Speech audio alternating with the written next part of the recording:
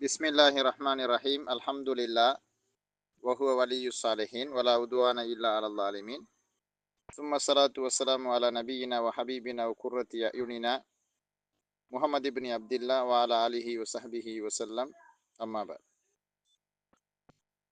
நாங்க தொடர்ந்தும் சுமார் 9 மாதங்களுக்கு மேலாக படிச்சுட்டு வந்த இந்த சர்ஃபு பாட வகுப்பினுடைய கடைசி பாட வகுப்பு இதுவாக இருக்கலாம்ன்ற நம்பிக்கை தான் எனக்கும் இருக்குது.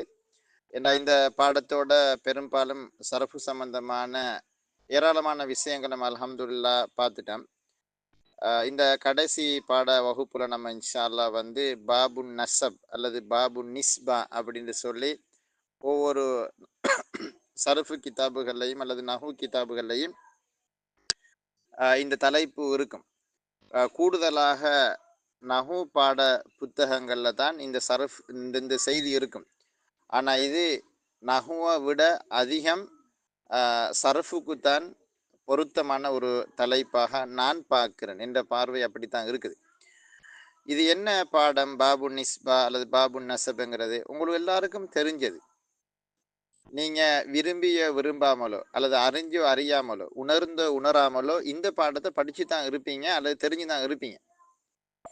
அதாவது ஒரு பெயர் சொல்லினுடைய கடைசியில ஷத்தா செய்யப்பட்ட யாவை கொண்டு வந்து அதுக்கு முன்னால கஸ்ரா செஞ்சு நம்ம சொல்றது, அதை சிஃபத்தாக நம்ம மாத்திக்கிறது. அது இங்கிலீஷ்லேயும் அது இருக்கு. அரபுல இது பரவலான ஒரு ஒரு ஒரு வடிவம். இது ஒரு பெயர் சொல்லினுடைய இறுதியில் ஷத்தா செய்யப்பட்ட இரட்டிப்பு செய்யப்பட்ட அந்த யாவை கொண்டு வந்து அதுக்கு முன்னால கஸ்ரா வச்சு நம்ம உச்சரித்து அதை ஒரு வர்ணனை சொல்லாக பயன்படுத்துவது. ஒரு சிஃபத்துடைய வடிவத்துக்கு அது மாறிடும். இப்போ உதாரணமாக நம்ம லேசா எடுப்போமே. இப்போ அல் ஹிந்துனால் இந்தியா. இப்போ இந்தியாவை சேர்ந்தவர் அப்படி நம்ம சொல்லும் பொழுது ஹிந்தியுன், அதாவது ஹிந்து என்கிற சொல்லினுடைய இறுதியில ஷத்தா செய்யப்பட்ட யாவை கொண்டு வந்து முன்னுக்கு கஸ்ரா வச்சால் ஹிந்தியுன், இந்தியாவை சேர்ந்த அர்த்தம். ஹுவ ரஜுலுன் ஹிந்தியுன், அவர் இந்தியாவை சேர்ந்த மனிதர் அப்படின்னு நம்ம சொல்லுவோம்.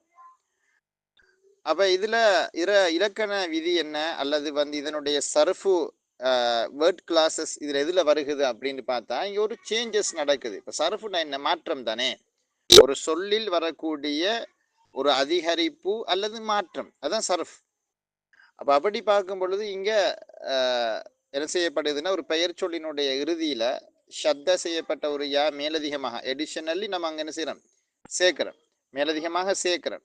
அதோட சேர்த்து அந்த சொல்லிக்கு அந்த அந்த இரட்டிப்பு செய்யப்பட்ட ஷத்தாவுடைய அந்த யாவுக்கு முன்னால கஸ்ரா செய்யறோம். எனவே இது ஒரு பிட் சேஞ்சஸ், ஒரு ஸ்லைட் சேஞ்சஸ், ஒரு சின்ன மாற்றம் தான் அது. அப்ப எனவே அது சரஃபுடைய பாடத்தை கொடுத்து அதை கொண்டு வர வேணும். சரி, இப்ப இப்படி ஒரு சொல்லினுடைய கடைசியில யாவை கண்டபடி நமக்கு சேர்க்கலாமா? நம்ம நினைச்ச மாதிரி நமக்கு சேர்க்கலாமா அப்படின்றால் there are some particular rules இல்லையா? கண்டிப்பாக இருக்குமே. எந்த இடத்துலையும் ஒரு என்னது ஒரு ஒரு பொது விதி சொல்லுவாங்க இல்லையா? அந்த பொது விதியை கையாளுவதற்கும் என்னது சில நிபந்தனைகள் சொல்லுவாங்க. கண்டிஷன் அப்ளை அப்படின்னு நம்ம நிபந்தனைகள் இருக்கத்தான் செய்யுது. அப்ப ஒரு சொல்லினுடைய கடைசி பகுதி எண்டிங்னு சொல்லுவோமே நம்ம, ஈற்று பகுதி, ஒரு சொல்லினுடைய கடைசி பகுதி ஈற்று பகுதி, அது பல மாதிரி வந்து முடியலாம். ஒரு சொல்லினுடைய கடைசி அலிஃப்ல முடியும். சில நாடுகளினுடைய பேர் அப்படித்தான் இருக்கு. துருக்கியா, சூரியா, ஏன் அவ்வளவு தூரம் போவது? இலங்கை எடுங்களன், ஸ்ரீலங்கா அப்படின்னு கடைசியில் அலிஃப் வருது. இப்படி கடைசியில் அலிஃப் வந்தால் அந்த அலிஃபை இல்லாமல் ஆக்கி போட்டு நம்ம அந்த ஷத்தா செய்யப்பட்ட யாவை சேர்த்து முன்னுக்கு கஸ்ரா கொடுக்கணும். அப்ப ஸ்ரீலங்காவுல ஸ்ரீலாங்காயுன் அப்படி வராது, அது ஸ்ரீலங்கியுன். ஸ்ரீலங்கியுன் கடைசியில் வர அலிஃபை வட்டி போட்டு நம்ம சொல்லணும். ஹுவ ரஜுலுன் ஸ்ரீலங்கியுன், ஹுவ முதர்ரிசுன் ஸ்ரீலங்கியுன், அப்படித்தான் நம்ம சொல்லுவோம். அதே மாதிரி துருக்கியா, அசல் சொல் வந்து துர்க்கியா, டர்க்கி. அப்ப டர்கிஷ், அந்த துருக்கி நாட்டை சேர்ந்தவர் அப்படி நம்ம சொல்லணும். அப்ப ஹுவ ரஜுலுன் துருக்கியுன், ஹுவ தாலிபுன் துருக்கியுன், ஹுவ தாலிபுன் சூரியுன், சூரியுன் என்ன சூரியுன். இப்ப சூரியா அதுல சூரியுன் அப்படின்னு வரும். அப்ப கடைசியில் அலிஃப் இருந்தால் அந்த அலிஃபை இல்லாமல் ஆக்கணும் என்கிறது நமக்கு புரியுது. சில சந்தர்ப்பங்கள்ல சில நாடுகளினுடைய பெயரை நீங்க பார்த்தீங்கன்னா, அதனுடைய கடைசியில அத்தா உல் மர்பூத்தா, குளோஸ்தான்னு சொல்லுவோம் இல்லையா நம்ம இங்கிலீஷ்ல. அத்தா உல் மர்பூத்தா. நம்ம எல்லாருக்கும் பழக்கமானது அந்த குண்டு தா, மூடிய தா, குளோஸ் தா. அந்த குண்டு தா வர சொல்களும் இருக்கத்தான் செய்யுது. உலகத்துல இருக்கத்தானே செய்யுது அப்படி சொற்கள். அஸ்ஸூதியத்து நம்ம சொல்லும் பொழுது அஸ்ஸூதியத்து தா வருது கடைசியில. அப்ப அப்படி கடைசியில தா வந்தால், அந்த தாவை நம்ம கட் பண்ணி போட்டு, அத நம்ம ட்ராப் ஆஃப் அத இழுத்தட்டி போட்டு நம்ம இந்த நிஸ்பத்துடைய யாவ சேர்க்கணும். எப்படி அப்ப? ஹுவ முதர்ரிசுன் சுஊதியுன். அவர் சவுதி நாட்டை சேர்ந்த ஒரு ஆசிரியர்.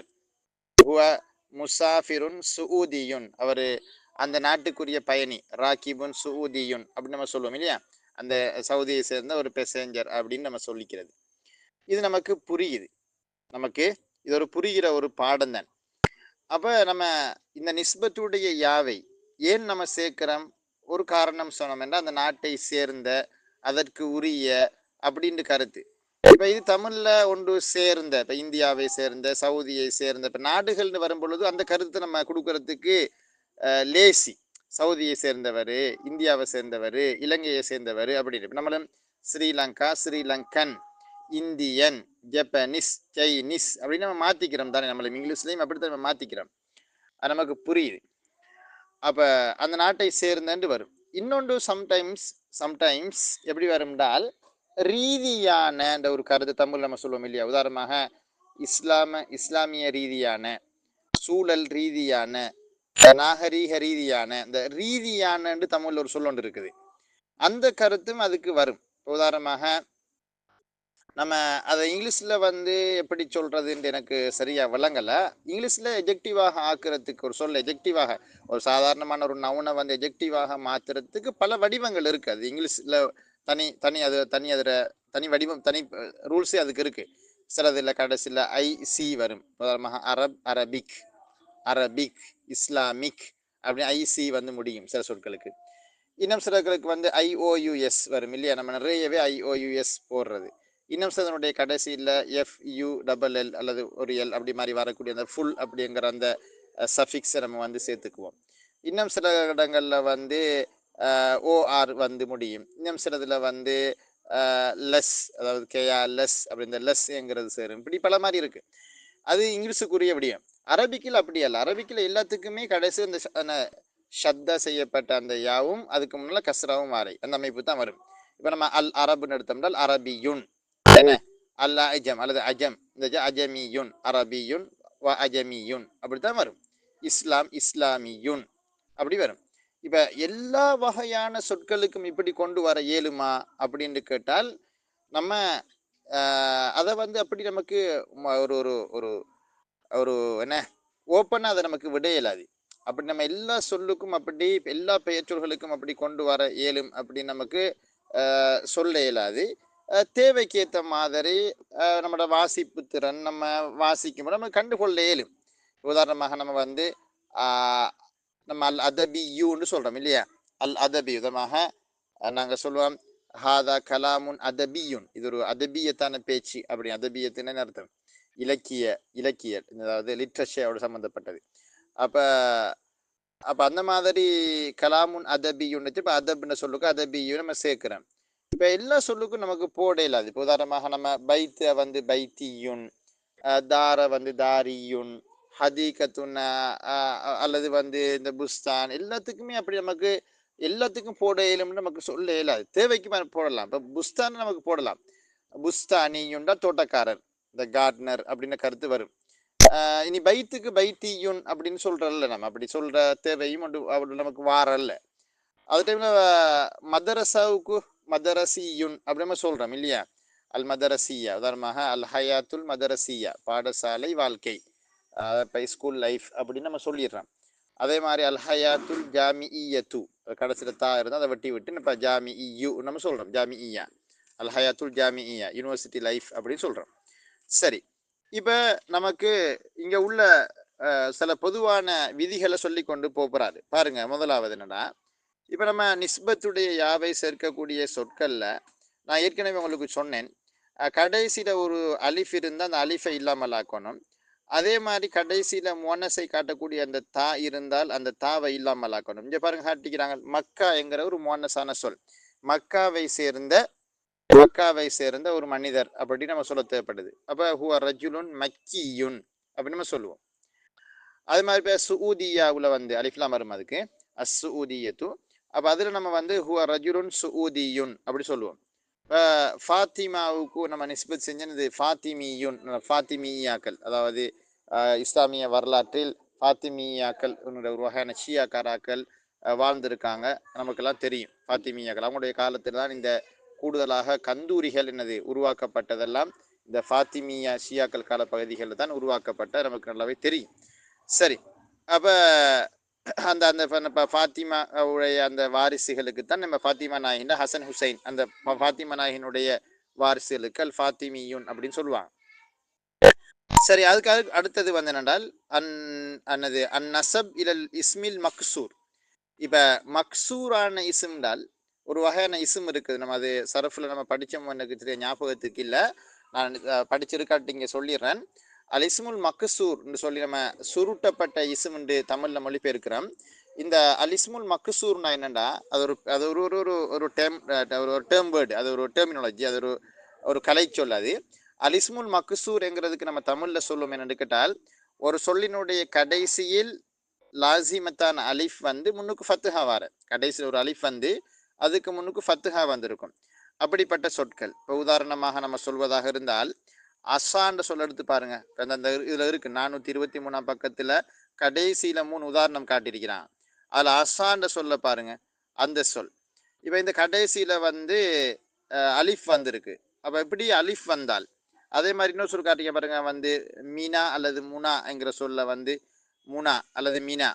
இந்த மீனான்ற சொல்ல பாருங்க கடைசியில் என்னது ஒரு அலிஃப் ஒன்று இருக்குது இல்லையா. இதே மாதிரி ஃபத்தா, மூசா, ஈசா, இப்படி நிறைய சொல் நமக்கு சொல்லலாம். புஷ்ரா, அதெல்லாமே மக்சூரான இஸ்ம். கடைசியில் அலிஃப் வந்து முன்னுக்கு ஃபத்துஹா இருக்கும். அப்போ இப்படிப்பட்ட ஒரு சொல்லுக்கு நம்ம நிஸ்பத்துடைய யாவை கொண்டு வந்தால் என்ன செய்யறது அப்படின்னு சொல்லும்போது சொல்லுவாங்க என்னடா, அது 3 எழுத்துல வந்த சொல்லாக இருந்தால், இந்த அசா 3 எழுத்து, மீனா 3 எழுத்து, இப்படி 3 எழுத்து வந்த சொல்லாக இருந்தால் அப்படிப்பட்ட சொற்கள்ல நம்ம அந்த நிஸ்பத்துடைய யாவை கொண்டு வரும் பொழுது அந்த அலிஃபை வாவாக பெரட்டி போட்டு அந்த வாவுக்கு கஸ்ரா செஞ்சு பின்னுக்கு நம்ம வந்து என்னது அந்த இரட்டிப்பான அந்த ஷத்த செய்யப்பட்ட யாவை நிஸ்பத்துடைய யாவை கொண்டு வர வேணும்.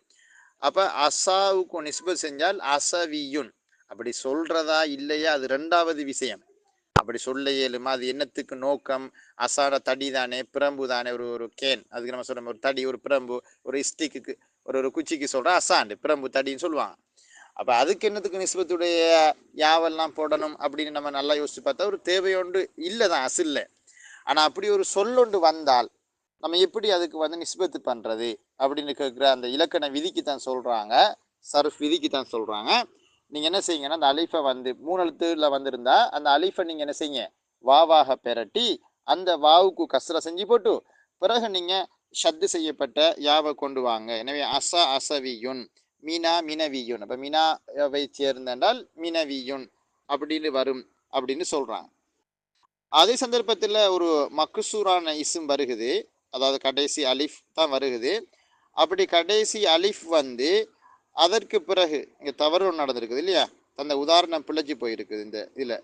சரி பாருங்க, மக்சூரான ஒரு இஸ்ம் ஒன்று வந்து அது 4 எழுத்துல வரக்கூடிய சொல்லாக இருந்தால் அந்த நேரத்தில் அதில் 2வது எழுத்து 4 எழுத்துல வந்து அதில் 2வது எழுத்துக்கு சுக்கூன் வந்திருந்தால் அந்த நேரத்தில் நம்ம என்ன செய்வோம் என்றால் கடைசியில் வரக்கூடிய அந்த அலிஃபை இல்லாமலாக்கி போட்டு நம்ம என்ன செய்வோம் என்று கேட்டால் நிஸ்பத்துடைய யாவை சேர்ப்போம். அல்லது அந்த அலிஃபை வாவாக பெரட்டி போட்டும் நமக்கு என்ன செய்யலாம், நிஸ்பத்துடைய யாவை சேர்க்கலாம்.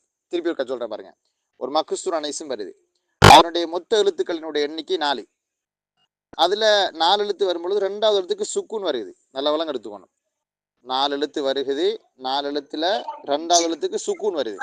அப்படி வந்தால் நம்ம தேவைப்பட்ட என்ன செய்யலாம் என்றால், அதாவது அந்த அலிஃபை வச்சு அந்த அலிஃபை வந்து இல்லாமல் ஆக்கி போட்டு நிஸ்பத்துடைய யாவை சேர்க்கவும் மேலும், அல்லது அந்த அலிஃபை வாவாக பெரட்டி போட்டு நமக்கு நிஸ்பத்துடைய யாவை சேர்க்கவும் இயலும்.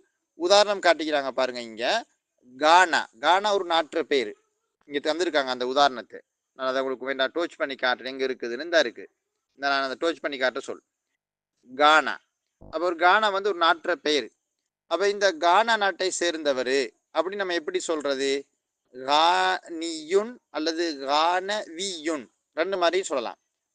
நல்ல முறைமை என்னென்றால் அந்த அலிஃபை இல்லாமல் ஆக்கி போட்டு நம்ம சொல்வது தான் நல்ல முறை. கானியுன் அப்படி சொல்வது தானே கூடுதல். ரஜுலுன் கானியுன் அப்படின்னு சொல்லுவாங்க. ஆனால் அதில் கானவியுன்னு சொல்லலாம். அதே மாதிரி ஹைஃபா இன்னொரு சொல் காட்டிக்கிறாங்க இல்லையா? ஆனால் அந்த இப்போ ஹைஃபா ஒரு இடத்துல பேர். அப்போ அந்த ஹைஃபாவுக்கு இப்போ ஹைஃபா என்கிற அந்த இடத்தை சேர்ந்தவர் அப்படின்னு நம்ம சொல்லும் பொழுது அது பாருங்க 4 எழுத்து வந்து நடுவத்து சுக்குன் இருக்கு. எனவே அதை வந்து ஹைஃபியுன்னு சொல்லலாம், ஹைஃபவியுன் அப்படியும் சொல்லலாம்னு காட்டிக்காங்க. அந்த ரெண்டாவதுக்கு கீறு தந்துக்கக்கூடிய அந்த அசாதா மீனான்னு தந்திருக்கக்கூடிய அந்த சொற்கள் வந்து வராது. அது வந்து கட் அண்ட் பேஸ்ட் பண்ண டைம் நான் நினைக்கிறேன் பிள்ளையாக கட் அண்ட் பேஸ்ட் பண்ணப்பட்டுக்கு நான் வெட்டி விடுறேன்னா சரி, அது வராது. அதுக்கு பிறகு மம்தூதத்தான அலிஃப், மம்தூதத்தான அலிஃப் இருக்குது. அப்படி மம்தூதத்தான அலிஃபை கொண்ட சொல் வந்தால் மம்தூதத்தான இஸ்ம்னு சொல்லி ஒன்று சொல்லுவாங்க. அல் இஸ்முல் மம்தூத் உண்டு. அது என்னென்றால் ஒரு குறித்த பெயர் சொல்லினுடைய கடைசியில அலிஃபும் ஹம்சாவும் வர.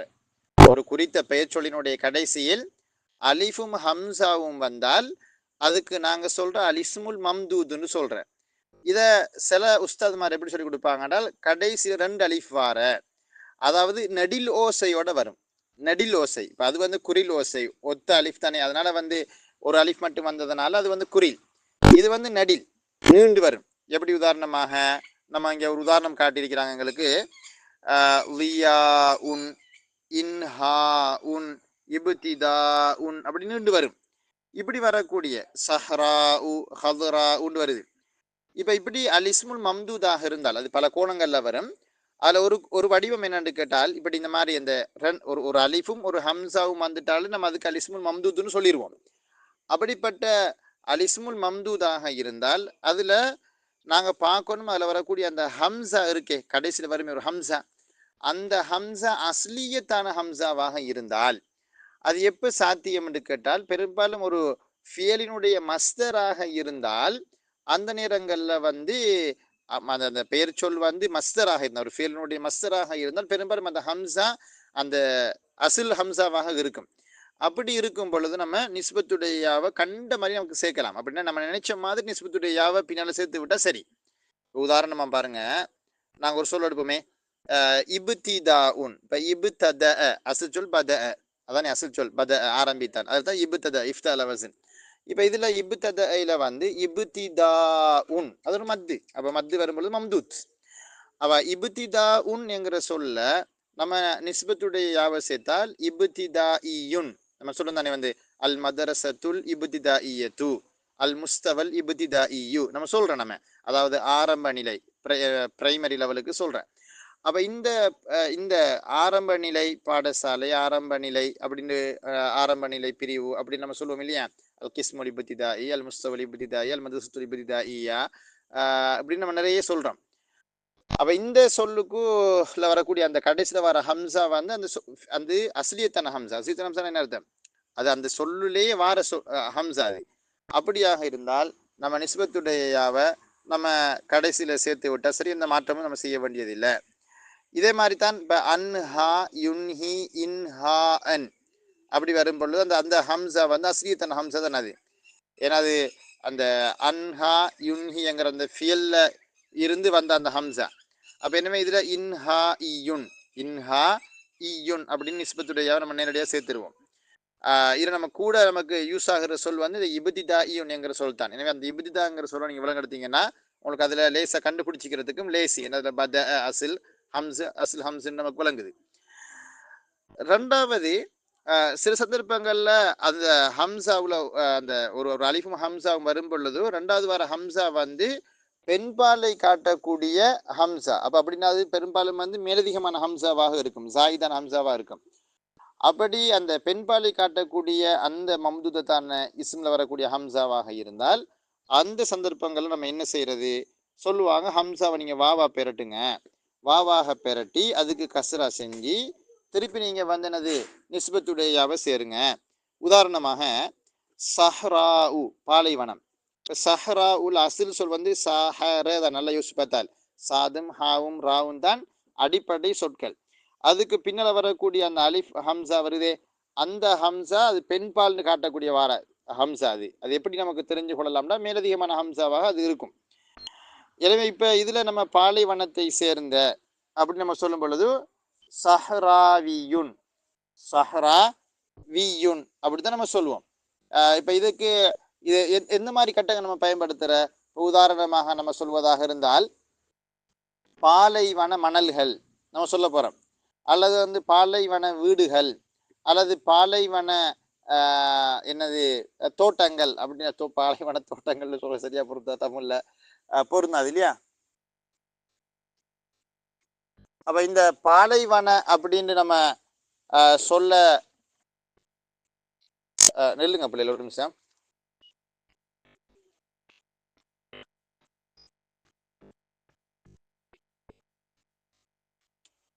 இந்த பாலைவன அப்படி நம்ம சொல்லும் பொழுது கூடுதலாக நம்ம இப்படி சொல்லுவோம், எப்படின்னு கேட்டால் எனது ரிமால் அஸ்ஸஹ்ராவியத்து, பாலைவன மணல்கள் அப்படி நம்ம சொல்றேன். இந்த மாதிரியான ஒரு சந்தர்ப்பங்கள் நமக்கு நிஸ்பத்துடைய யாவ சேர்த்து நம்ம சொல்ல வேண்டி வரும். அதே மாதிரி பாலைவன வீடுகள் அல் புயூத்து சஹ்ராவியத்து, அல் அக்வாஹ் அஸ்ஸஹ்ராவியத்து, பாலைவன குடிசைகள் அப்படின்னு சொல்லுவாங்க. அப்ப இப்படி நம்ம சொல்லும் பொழுது அங்க நமக்கு இந்த நிஸ்பத்துடைய யாவ சேர்க்க வேண்டிய ஒரு நிர்பந்த சூழ் நமக்கு வருது இல்லையா. அப்ப எனவே இப்ப இதுக்கு எப்படி நிஸ்பத்துடைய யாவ சேர்க்கிறது, சஹ்ராவியுன் பாலைவன, பாலைவன மனிதன், ஹுவ ரஜுலுன் சஹ்ராவியுன் அப்படின்னு சொல்லுவோம். சரி, அடுத்தது இந்த மம்துதான சொல் தான் அல் இஸ்முல் மம்துது தான். இந்த அலிஸ்முல் மம்தூதுல அதுல வரக்கூடிய அந்த ஹம்சா இருக்கே, அது ஒன்று வாவுல இருந்து அல்லது யாவுல இருந்து பிறண்டு வந்த ஒரு ஹம்சாவாக இருக்குமாக இருந்தால் அந்த சந்தர்ப்பத்துல நம்ம எப்படி நிஸ்பத்துடைய யாவை சேர்க்கிறது சொல்லுவாங்க. நீங்க ஒன்று நேரடியாக ஹம்சாவை அந்த நிஸ்பத்துடைய யாவை சேர்க்கவும் இயலும், அல்லது அந்த ஹம்சாவை வாவாக பெரட்டி நிஸ்பத்துடைய யாவை சேர்க்கவும் இயலும். உதாரணமாக சமா உன் என்கிற சொல், சமா உன் வானம். இப்ப இந்த சமா உன் என்கிற இந்த வானம் என்கிற சொல்லுல நாங்க வந்து நிஸ்பத்துடைய யாவை சேர்த்தால் ரெண்டு மாதிரி நமக்கு சொல்லலாம். ஒன்று சமா இயுன் அப்படின்னு நமக்கு சொல்லிடும், அல்லது சமா வியுன்னு சொல்ல மேலும். அதாவது அந்த ஹம்சாவை வாவாக பெரட்டி நம்ம நிஸ்பத்துடைய யாவை சேர்க்கிறது. நம்ம கூடுதலாக சமா வியுன் தான் சொல்றோம். பாருங்க, அர்ரிசாலத்து சமாவியத்து, என்னப்பா இறை தூது நம்ம சொல்றோம் இல்லையா, இறை தூது. அப்ப இறை தூதுக்கு நம்ம சொல்லும்போது அர்ரிசாலத்து சமாவியத்துன்னு தான் சொல்றோம். அதே மாதிரி இறை வேதங்கள் அல் குத்துபு சமாவியத்து அப்படிதான் நம்ம சொல்றோம். நம்ம கூடுதலாக வாவை வச்சுத்தான், வாவாக பெரட்டித்தான் நம்முடைய பயன்பாட்டில் அந்த சொற்கள் இருக்குது என்கிறத நீங்க புரிஞ்சிருப்பீங்க. இப்ப ஒரு ஆள் கேள்வி கேட்கலாம், இருமையான சொற்கள், தஸ்னியான சொல்லுமே நம்ம, இருமையான சொற்கள் அல்லது எம்முடைய சொற்கள் வந்தால் அந்த சொற்களுக்கு நம்ம எப்படி நிஸ்பத்துடையாவை சேர்க்கிறது? இலக்கண விதி என்னென்றால், அதாவது கிராமர் ரூல் என்னன்னு கேட்டால், பொதுவாக தஸ்னியாவோ அல்லது ஜம்மோ சொல் வந்து அதுக்கு நம்ம நிஸ்பத்துடைய யாவை சேர்க்கும் பொழுது ஒருமையாக அது அந்த சொல்லினுடைய ஒருமை வடிவத்துக்கு நம்ம திருப்பித்தான் நம்ம என்ன செய்யணும்னா அந்த நிஸ்பத்துடைய யாவை சேர்க்கணும். இப்போ உதாரணமாக கலமானி அல்லது அக்குலாமுன் அப்படின்னு ஒரு சொல்ல தந்தாங்கண்டா ஒரு ஆள், அதுக்கு நிஸ்பத்துடைய யாவை சேருங்கன்னு சொல்லி நம்மகிட்ட சொல்லப்பட்டால் நம்ம என்ன செய்வோம்னால் ஒருமையாக மாத்தித்தான் செய்யணும். இப்ப கலமானியோ அக்கலாம்னு வந்தா கலம்ன்ற சொல்லுக்கு தான் நம்ம என்ன செய்யணும், நிஸ்பத்தை நம்ம சேர்க்கணும். இப்போ ஒரு கேள்வி வரும், இப்போ நீங்க சவுதிக்கெல்லாம் போனீங்கன்னா அங்க பெண்கள் பகுதி அப்படின்ற ஒரு சொல் ஒன்று காட்டும். அந்த பெண்கள் பகுதிக்கு போர்ட் போட்டிருப்பாங்க, எப்படிமா போட்டிருப்பாங்க, அல் கிஸ்முன் நிசா ஈயுன்னு போட்டிருப்பாங்க.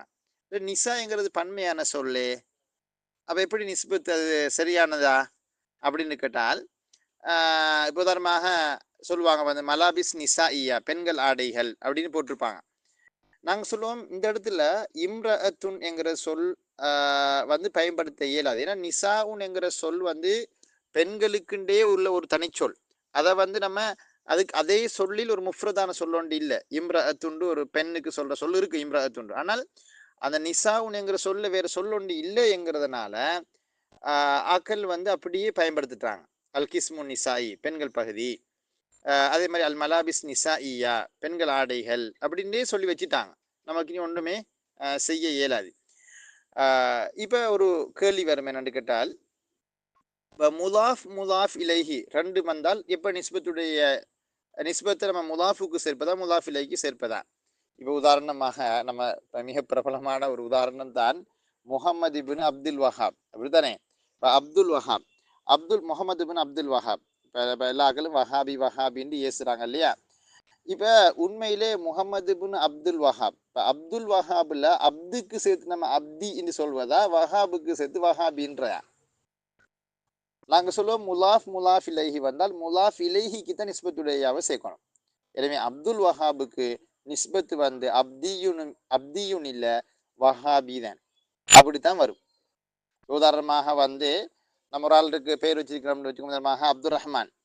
அப்துல் ரஹ்மானுக்கு நிஸ்பத்து செய்யுங்கன்னு சொல்லி சொன்னா நாங்கள் ரஹ்மானின்னு தான் வரும். என்ன வராது? அப்துக்கு சேர்க்க இயலாது, அப்துக்கு வராது. ஒரு முலாஃப் இலைஹியும் வந்தால் நிஸ்பத்துடைய யாவை சேர்ப்பது முலாஃப் இலைஹிக்கு தான் சேர்க்கணும். அப்துல் ரஹீம் ரஹீமியுன் அப்படித்தான் நம்ம என்ன செய்வோம், நிஸ்பத்துடைய யாவை சேர்ப்போம். அடுத்த விஷயம் ஒன்று இருக்கேன்னு கேட்டால், இப்போ சில சந்தர்ப்பங்களில் ஒரு நிஸ்பத்துடைய யாவை சேர்க்கிற பொழுது சொல் வந்து ஃபஈல் அல்லது ஃபஈலத்துன் வசனுக்கு வந்தால் நல்ல விளக்கணுங்க. அது நான் இங்கே சொல்லி இல்லை, அதை நான் இப்போ ஞாபகம் வரும் நான் சொல்கிறேன். ஒரு சொல் வந்து ஃபஈல் அல்லது ஃபஈலத்துன் என்கிற வசனுக்கு வந்தால், இது வெரி வெரி இம்பார்ட்டன்டான துண்டு நான் சொல்கிற விஷயம். ஃபஈல் அல்லது ஃபஈலத்துன் என்கிற வசனுக்கு வந்தால் நம்ம நிஸ்பத்துடைய யாவை கொண்டு வரும் பொழுது அந்த யாவை இல்லாமல் ஆக்கணும். ஃபஈல் ஃபஈலத் வசனுக்கு வரக்கூடிய அதை இல்லாமல் ஆக்கித்தான், அந்த யாவை இல்லாமல் ஆக்கித்தான் நம்ம வந்து நிஸ்பத்துடைய யாவை சேர்க்கணும். இப்போ உதாரணமாக நாங்கள் சொல்ல போகிறோம். உதாரணமாக ஷரீஅ மார்க்கம். இப்போ மார்க்க ரீதியான சட்டத்திட்டங்கள் நம்ம சொல்லணும். இப்போ எப்படி சொல்றது? ஹுக்முன் ஷரஈன்னு சொல்கிறோம். அது அசிர் சொல் வந்து ஷரீஅத்து. நான் எழுதி காட்டுன்னு பாருங்க, உங்களுக்கு எழுதினா தான் அது விளங்குன்னு நினைக்கிறேன். இங்க பாருங்க பிள்ளைகள்,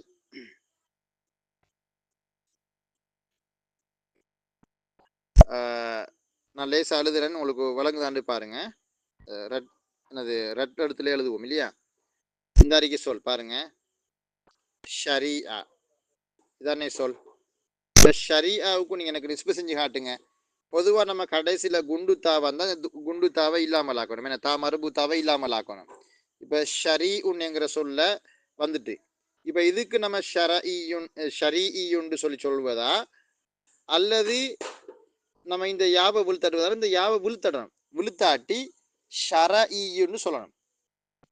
எப்படி சொல்லும்? ஷரீஅவுக்கு நிஸ்பத் எப்படி வரும்? ஷரஈயுன். எனவே அல் உலூம் அஷ்ஷரஈயா, அல் இல்மு ஷரஈ மார்க்க கல்வி, அல் இல்ம் அஷ்ஷரஈ ஷரீஅ கல்விக்கு சொல்லணும் அல் இல்மு ஷரஈயு. இதே மாதிரி தான் ஷரீஅ சட்டத்திட்டங்கள், அல் ஹுக்மு ஷரஈயு அல் அஹ்காம் அஷ்ஷரஈயத்து. பெண்பாலாக மாறும் பொழுது குல்லு ஜமீன் மொனஸ்படி அதை நம்ம யாவுக்கு பிறகும் நிஸ்பத்துடைய யாவுக்கு பிறகு ஒரு தாவை சேர்த்துக்குவோம், அது வேற விஷயம். இதே மாதிரி பாருங்க, கபீலத்துன் கோத்திரம்னு சொல்லிடுங்களேன். கபீலா கோத்திரம் என்கிற சொல். இப்போ இந்த கபீலா என்கிற சொல்லுக்கு எப்படி நம்ம நிஸ்பத்தி செய்யறது? கோத்திர பிரச்சனைகள் முஷ்கிலா கபலியான்னு சொல்ல போறோம். எப்படி அந்த கபலியா வந்த நாங்க சொல்லுவோம், முதலாவது மகன் இந்த அறிக்கக்கூடிய இந்த தாவை இல்லாமல் ஆக்கணும், பிறகு நடுவில் வரக்கூடிய இந்த இதையும் இல்லாமல் ஆக்கணும். இல்லாமல் ஆக்கிட்டு இப்ப நம்ம நிஸ்பத்துடைய யாவை சேர்க்கும் பொழுதோ இங்க சேர்த்தோம்னால் கபலியுண்டு வரும். கபலியுன் அப்ப எனவே முஷ்கிலத்துன் கபலியா கபீலா பிரச்சனை, அதாவது கோத்திர பிரச்சனைகள் அப்படின்னு வரும். எனவே இந்த இந்த இந்த மாதிரி நமக்கு சிஸ்டம் தெரியணும். ஃபஈல் அல்லது ஃபஈலத்துன் என்கிற வசனுக்கு வரும் பொழுது நம்ம நிஸ்பத்துடைய யாவை கொண்டு வரும் பொழுது என்ன செய்யணும்? அந்த யாவை இல்லாமல் ஆக்கி போட்டு நடுவில் வர அந்த யாவை ஃபஈல் இந்த வசனில் வரக்கூடிய அந்த யாவை இல்லாமல் ஆக்கி போட்டு தான் நம்ம நிஸ்பத்துடைய யாவை கொண்டு வரணும். அப்படி வரும் பொழுது என்னது? நம்ம கபீல் அடுத்த கபலியுன், ஷரி அனது ஷரஈயுன் அப்படின்ற மாதிரி அந்த சொல் வந்து நிற்குமேங்கிறத புரியணும். இப்போ குர்ஆன்ல நீங்க பார்த்தீங்கன்னா ஏகப்பட்ட திருவசனங்கள்ல இந்த மாதிரி நிஸ்பத்துடைய யா கையாளப்பட்டிருக்குது. பாருங்க, ஒரு குர்ஆனை காட்டிக்கிறாங்க 426வது பக்கத்துல பிள்ளைகள், வமின்ஹும் உம்மியூன லா யஅலமூனல் கிதாப இல்லா அமானிய வ இன்ஹும் இல்லா யதுன்னூன். சூரா பக்ரா வசனம் 78. அதுல உம்மியுன் அசில் வந்து உம்முன் என்கிற சொல் தரிக்குது. இதான் சொல் உம்முன். அதுக்கு நம்ம நிஸ்பத் செஞ்சால் உம்மியுன். அதுக்கு நம்ம நிஸ்பத்துடைய யாவை போட்டால் உம்மியுன். அப்ப உம்மியுன்னால் எழுத்தறிவு இல்லாதால், அதாவது நம்ம சொல்லுவோம் வந்து இல்லிட்டரேட், எழுத்தறிவு இல்லாதவர், வாசிக்க படிக்கலாம் தெரியாதவர் உம்மியுன். அப்ப ஜம்மு தான் உம்மியுன், உம்மியானி, உம்மியூன. உம்மியூனங்கிற ஜம் வடிவம். சரியா பிள்ளைகள்? சரி, இதே மாதிரி நாங்க என்ன செய்ய போறோம் அப்படின்னு கேட்டால் இன்னொரு வசனத்தை எடுத்து பார்க்க போறோம். குர்ஆன்ல தான் வருது பாருங்க. 427 பக்கத்துல காட்டிக்கிறாங்க. சூரா ஹூத்ல வர ஒரு வசனம் உண்டு. வக்கீல யா அர்து புலஇ மாஅகி வயா ஸமாஉ அக்லிஇ வகீதல் மாஉ வகுலியல் அம்ரு வஸ்தவத்தரல் ஜூதி வக்கீல புஉதலில் கௌமில் லாலிமீன். ஒரு சரப்புத்துறை அறிஞர் ஒருத்தர் என்ன செய்யறாருன்னு கேட்டா, அவர் வந்து குர்ஆன்ல நான் இலக்கணப்புல பிடிக்க போறேன் அப்படின்னு சொல்லி பேனையும் கொப்பியும் தூக்கிக்கிட்டு வந்தாரு. வந்து இந்த வசனத்தை ஓதின உடனே மாப்பிள்ள கொண்டு வந்த பேனையை உடைச்செறிஞ்சிட்டாரு. இந்த அவ்வளவு மிக துல்லியமான எனது உவமை ஓமானங்கள் இந்த வசனத்துல கையாளப்பட்டிருக்குது பாருங்க. வக்கீலயா அருது பிலஇ, அல்லாஹு தாலா நீர் வற்றியது, பெருவெள்ளம் ஏற்பட்டு நூஹு நபியினுடைய காலத்தில் மிகப்பெரிய ஒரு பெருவெள்ளம் ஏற்பட்டு வெள்ள பிரளயம் ஏற்பட்டு ஊழி பெருவெள்ளம் ஏற்பட்டு அது ஓய்ந்த வரலாறை அல்லாஹு தாலா குர்ஆன்ல அதனுடைய அகோரத்தன்மையை சொல்லும் பொழுது அந்த வெள்ளப்பிரளயம் எந்த அளவுக்கு படுபயங்கரமாக இருந்தது என்கிறத பத்தி அல்லாஹு தாலா சொல்லும் பொழுது சொல்றான், வக்கீல இந்த நூஹு நபியினுடைய சமூகம் எல்லாம் அழிக்கப்பட்டு நூஹு நபி கப்பலில் காப்பாற்றப்பட்டதற்கு பிறகு ஒரு வானவர் பின்வருமாறு சொன்னார். எப்படி சொல்லப்படுது என்றால், வக்கீலையா அருது இப்ல இ மா அக்கி, நாங்கள் பூமியை பார்த்து என்ன சொன்னோம், பூமியே உனது நீரை நீ விழுங்கிக்கொள், பூமியே உனது நீரை நீ விழுங்கிக்கொள். வயா சமா உ அக்லி, வானமே மழை பெய்வதை நீ நிறுத்திக்கொள். வகீதல் மா உ, தண்ணீர் வற்றியது. வகுலியல் அம்ர், அல்லாஹ்வின் கட்டளை நிறைவுற்றது அப்படின்னு அர்த்தம். அழிக்க வேண்டும் என்று அல்லாஹு தாலா செய்த சபதத்தை அல்லாஹு தாலா நிறைவேற்றி முடித்தான். வஸ்தவத் அரல் ஜூதி, அது ஜூதி மலையில் தரை தட்டியது. அதுனா கப்பல், நூஹ் நபியினுடைய கப்பல் ஜூதி மலையில் தரை தட்டியது அப்படின்னு அல்லா தாலா சொல்றான். அப்ப இங்க பாருங்க, அல்லாஹு தாலா அந்த வெள்ளப்பிரளயத்தினுடைய அகோரத்தன்மையை சொல்றான். பூமியே நீ தண்ணீரை விழுங்கிக்கொள், வானமே நீ மழை பெய்வதை நிறுத்திக்கொள் என்று சொன்ன உடனே நீர் வற்றியது. அல்லாஹினுடைய கட்டளை அங்கு முழுமைப்படுத்தப்பட்டுச்சு. கப்பல் ஜூதி மலையில் தரை தட்டியது அப்படின்னு அல்லாஹு தாலா அந்த அந்த மிகப்பெரிய பெருவெள்ளத்தை முடிக்கும் தருவாயில் அல்லாஹு தாலா இப்படி சொல்றான். அப்ப இங்க வந்து ஜூதி என்கிற சொல் தான் நம்மளோட சரஃபுக்குரிய சொல். அப்ப ஜூத் என்கிற இடம், அந்த இடத்துக்கு நிஸ்பத் செய்யப்பட்டு தான் ஜூதி, அல் ஜபல் ஜூதி, ஜூதி என்ற பகுதியில் உள்ள அந்த மலை அப்படின்னு வந்திருக்குதுன்னு, மலைப்பாங்கான பிரதேசம். சரி, அதே மாதிரி இன்னொரு குர்ஆன் வசனத்தையும் காட்டியிருக்கிறாங்க. அதாவது முத்தகிஈன அலா ரஃப்ரஃபின் ஹுதுரின் வ அபுகரியின் ஹிசான், அபுகர் என்கிற சொல்லுக்கு அபுகரியுன் சொல்லினது நிஸ்பத்துடைய சேர்க்கப்பட்டிருக்குது. அதே மாதிரி கால ஃபஇன்னா கத் ஃபதன்னா கோமக மின் பஅதி வ அதல்லஹுமுஸ் சாமிரி, அல்லாஹு தாலா அந்த மூசா அலைஹிஸ்ஸலாம் அவங்க தூர்சினா மலைக்கு பெய்த்துட்டு அங்க 40 நாள் தவம் முடிச்சு போட்டு திருப்பி வந்த நேரத்துல சாமூரா பகுதியை சேர்ந்த ஒரு மனிதன், இணை வைப்பாளன், அவன் வந்து ஒரு காளை மாட்டு கண்டுக்குட்டிய தயாரிச்சு செஞ்சு தங்கத்தால செஞ்சு அதுக்கு ஜிப்ரீல் அலைஹிஸ்ஸலாத்துடைய அந்த அவர் வந்த அந்த குதிரையினுடைய காலடி சூட்டினுடைய மண் எடுத்து அதனுடைய வாயிலால் போட்டான். அது அந்த காளை மாட்டு கண்டுக்குட்டி கட்டியதாக அல்லாஹ் குர்ஆன்ல சொல்றான். அந்த வரலாறு அல்லாஹ் சொல்லும் பொழுது அதல்லஹுமுஸ் சாமிரியு, சாமிரி அவர்களை வழிகெடுத்தான் என்று அல்லாஹ் சொல்றான். அப்ப சாமூரா பகுதிக்கு நிஸ்பத் செய்யப்பட்டு சாமிரி என்கிற சொல் வந்திருக்குது. இதே மாதிரி குர்ஆன்ல இன்னொரு சொல், இன்னா அன்சல்நாஹு குர்ஆனன் அரபியன் லஅல்லக்கும் தஅகிலுன், நீங்கள் புரிந்து கொள்ளும் நிமித்தம் குர்ஆனை அரபு மொழியில் நாங்கள் இறக்கி இருக்கிறோம். அப்ப குர்ஆனுன் அரபியுன், அரப் என்கிற சொல்லுக்கு அரபி நிஸ்பத் வந்திருக்குது. அதே மாதிரி வலக்கது நஅலமு அன்னஹும் யகூலுன இன்னமா யுஅல்லிமுஹு பஷர் லிசானுல் லதி யுல்ஹிதுன இலைஹி அஜமியு வ ஹாதா லிசானுன் அரபியுன் முபீன். சூரா அந்நஹலினுடைய 103வது வசனத்தில் அல்லாஹு தஆலா ஒரு மிக குர்ஆனுக்கு அல்லாஹு தஆலா கொடுக்கக்கூடிய மிக உயர்ந்த கண்ணியத்தை எடுத்து காட்டும் பொழுது சொல்றான், அடையப்பா நீங்க எல்லாம் சொல்றீங்க இந்த முஹம்மது ஸல்லல்லாஹு அலைஹி வஸல்லம் அவங்க வந்து இந்த அல் குர்ஆனை வந்து சுஹைப் ரூமிங்கிற ரோமபுரியைச் சேர்ந்த ஒரு கொல்லன் அவர்கிட்ட இருந்து படிச்சு கொண்டாருன்னு நீங்க சொல்றீங்கல்ல. அடையப்பா நீங்க உங்களுக்கு கொஞ்சம் சரி மனசு இல்ல, ஒரு கொஞ்சம் சரி உங்களுக்கு வந்து மனச்சாட்சி இல்லையா, ஒரு காமன் சென்ஸ் இல்லையா உங்களுக்கு? அதாவது நீங்க சொல்றீங்களடப்பா, அதாவது இந்த அல் குர்ஆனை வந்து முஹம்மது வந்து வெறுமனே அந்த சுஹைப் ரூமிங்கிற அந்த அஜமி கிட்ட இருந்து படிச்சேன்னு. சுஹைப் ரூமி ஒரு சஹாபி, அதுல மாத்து கருத்து கிடையாது.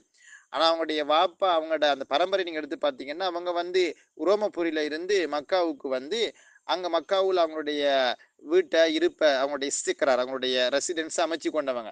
அங்க அமைச்சு கொண்டு, அங்க வாழும்பொழுது ரசூல் ஸல்லல்லாஹு அவங்க என்ன செய்வாங்கன்னு கேட்டால், அவங்களுடைய ஓய்வு நேரங்கள்ல, அவங்களுடைய பின்னர் நேரங்கள்ல இந்த சுஹைப் ரூமிகிட்ட போய்க்கிட்டு, அங்க அவர் ஒரு கொல்லன். அப்ப அவரோட சும்மா பேசிக் கொண்டிருப்பாங்க.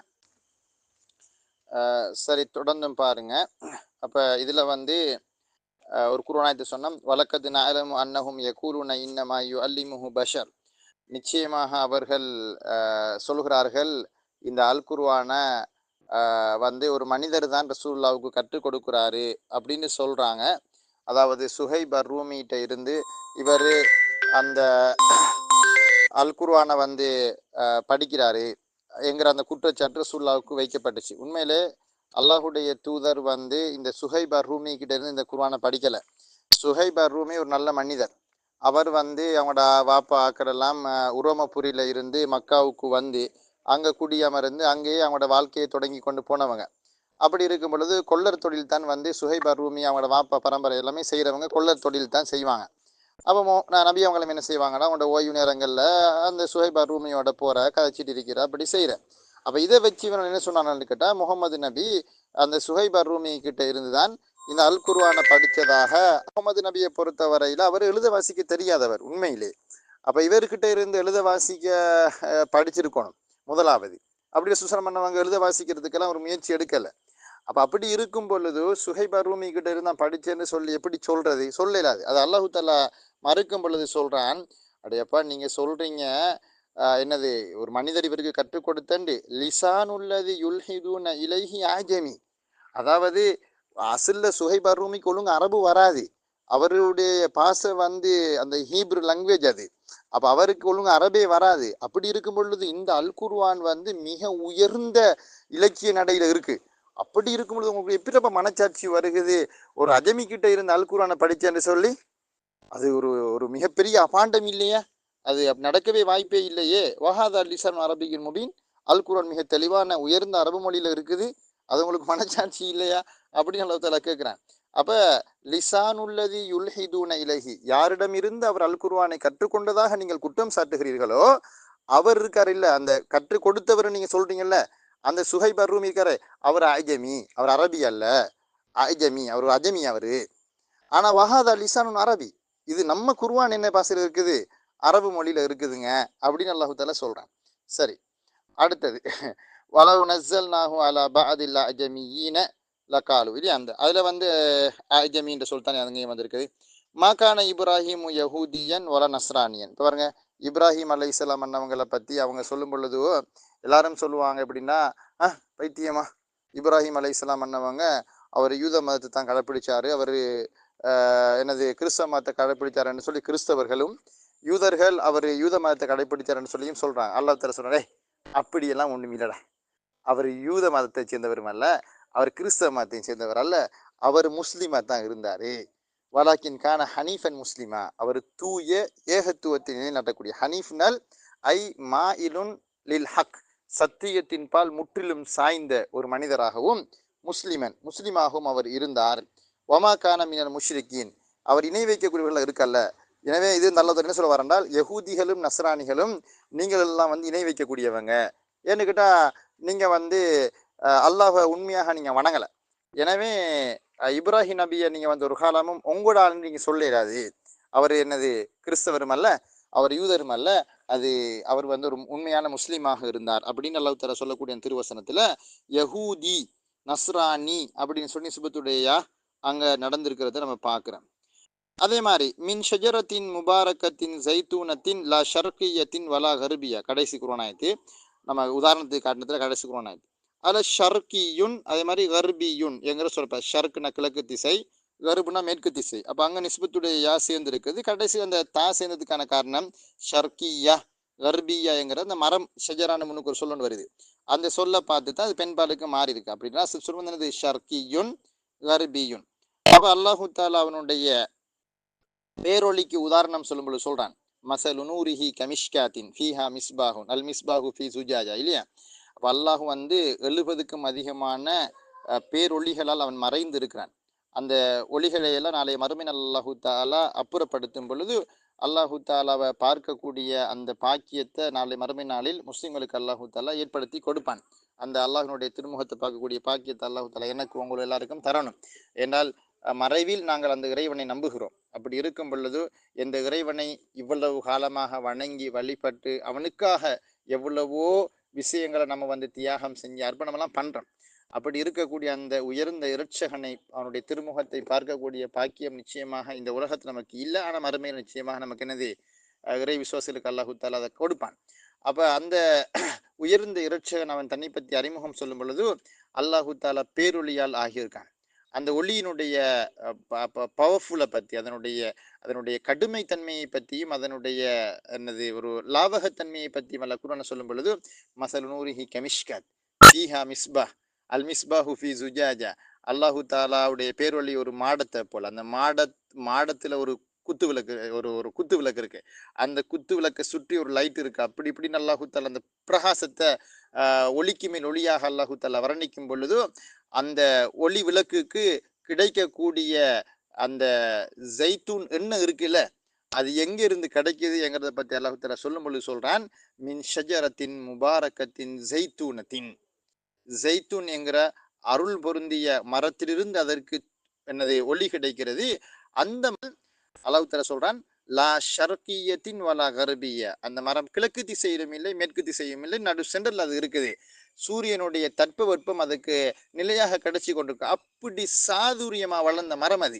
அந்த மரத்திலிருந்து எடுக்கப்பட்ட ஜெய்துன் எண்ணெயால ஒரு ஒளி விளக்கு ஏற்றப்பட்டு அந்த அந்த பவர்ஃபுல்லான ஸ்ட்ராங்கான ஜெய்துன் எண்ணெயால எரியக்கூடிய குத்து விளக்கு எவ்வளவு பிரகாசமாக இருக்குமோ அதை விட பிரகாசம் அல்லாஹ்வினுடைய பேரொளியின் தளத்துல சொல்றாங்க. அப்ப இங்க ஷர்கியுன் அதே மாதிரி கர்பியுன், இல்லையா? அப்ப அந்த சொல் அதுக்கு தான் நம்ம நிஸ்பத்துடைய அங்கே நடந்திருக்குது. தப்சீர் பாடம் இல்லை, இது சர்ஃபு பாடம். நம்மளுக்கு ஒரு வேற தப்சீர் பாடம் போடுவோம், அது வேற விஷயம். அப்போ என்ன சொல்லுவார் அப்படின்னு கேட்டால், நிஸ்பத்துடைய பரவலாக அல் குர்ஆனில் ஆங்காங்கே பல்வேறு இடங்கள்ல இருக்குது. நீ ஓதிக்கொண்டு போகிற நேரங்கள் உங்களுக்கு அது விளங்கும். அப்போ இந்த பகுதிகளோடு நம்ம இன்ஷா அல்லாஹ் முடிச்சு கொள்ளலாம். இது நம்மளுடைய கடைசி பாடம். அல்ஹம்துலில்லாஹ்னு சொல்லி உங்களுக்கு வாக்களிக்கப்பட்டதை விடவும் அதிகமான ஒரு காலப்பகுதி உங்களுக்காக வேண்டி கொடுத்துருக்கோம். அல்ஹம்துலில்லாஹ். கிட்டத்தட்ட எனது 9 மாத காலப்பகுதியின் இடையில அந்த நோன்பெல்லாம் வந்துச்சு. அந்த ஒரு மாசத்துல நம்ம தள்ளுபடி செய்வோம், அது வேற விஷயம். ஆனாலும் ஒரு நீண்ட காலப்பகுதி நம்ம நடத்தி இருக்கிறோம்.